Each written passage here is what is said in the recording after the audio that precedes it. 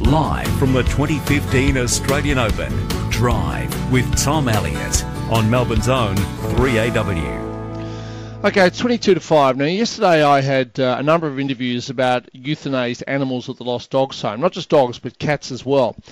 We spoke to people organising a petition, former workers at the Lost Dogs Home, and the Lost Dogs Home's current chairman. Now, two very different stories were presented.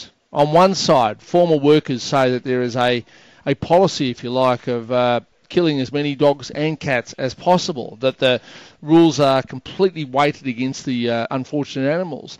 But the president of the Lost Dogs Home, the chairman I should say, that's the title he uses, said no, that was not the case. The Lost Dogs Home endeavours to keep as many animals alive as possible. Now, this is very difficult because when you've got people who work at a place, or former workers, saying one thing and the chairman saying another thing, you've got to say to yourself, who do you believe? Now, I don't know if we'll necessarily get to the bottom of this argument today, but I can't tell you the number of emails I got about it last night. I mean, it was in the dozens.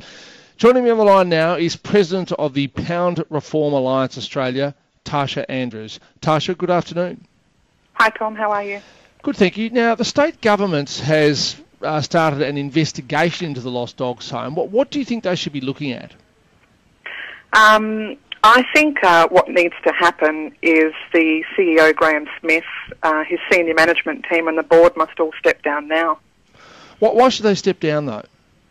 They've had decades. You know, the truth has been told. Andrew Tribe admitted in yesterday's interview that the staff allegations were historically true. Andrew, of course, is the chairman of the Lost Dogs Home. Yep. And that just confirms what people have been saying for decades. There's been a culture of killing. Well, I'm sorry, I've got to stop you. He didn't say they were true. He denied them. He said, he said they were historically true. He said, but they're not doing that now. But he said it had changed now. Yes.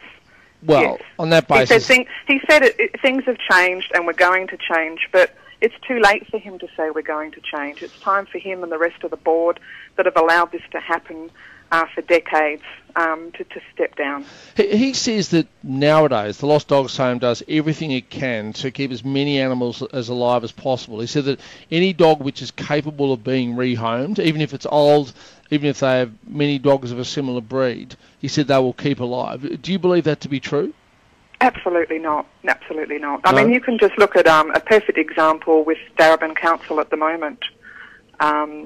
You know, they've changed their council tender spec after community sort of outrage, and I don't know if you've seen that data at all. I have.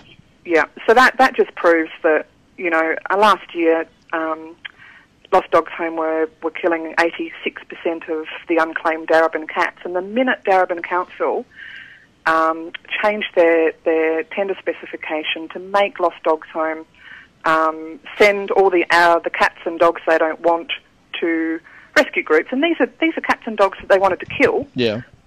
Those animals, over 300, just in Darebin Council alone, have now gone on to rescue groups.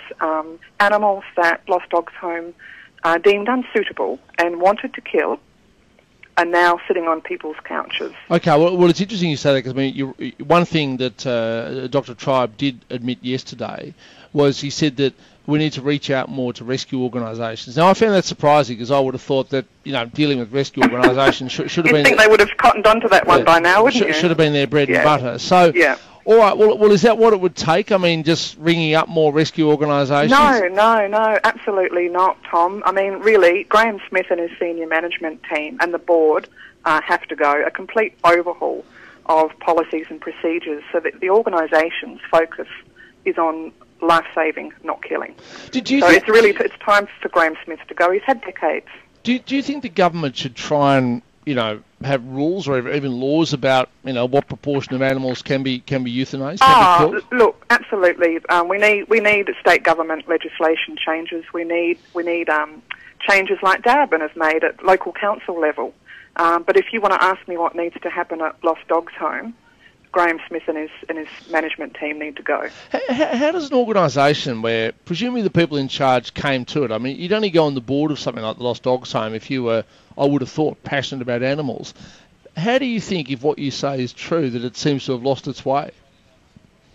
Well, the Lost Dogs Home sort of was if you look at the history of the Lost Dogs Home, they were there were no other alternatives. They were a place to provide euthanasia for animals. So it's just that, that shelter model might have been acceptable 50 years ago, but the world's moved on and they've failed to keep up with community expectations. Do you think with all the rescue groups and people who love animals and so forth, do you think there's enough homes out there for all the animals, the cats and the dogs that end up in places like the Lost Dogs Home? Yeah, absolutely. The data's actually there. I can send that to you if you like. I don't have it on hand, but all the data is there to say that we have enough homes. Well, see, I'll be honest. In the past, and you and I have spoken about this, I think it was about a year and a half ago. Yeah.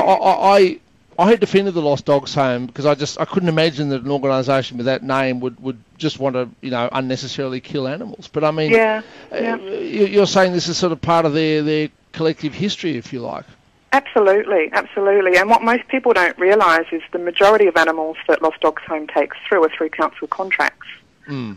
So, essentially they run a production line of pet killing for the local councils. Well, they're harsh words, and look, the state government is investigating the Lost Dogs Home as we speak. We'll stay on top of this. Tarsha Andrews, I appreciate your time. Thank you, Tom. Tarsha Andrews, President of the Pound Reform Alliance Australia. Strong words indeed. She described the Lost Dogs Home as a dog production killing line. 96900 693 13 13 32. It's 4:45.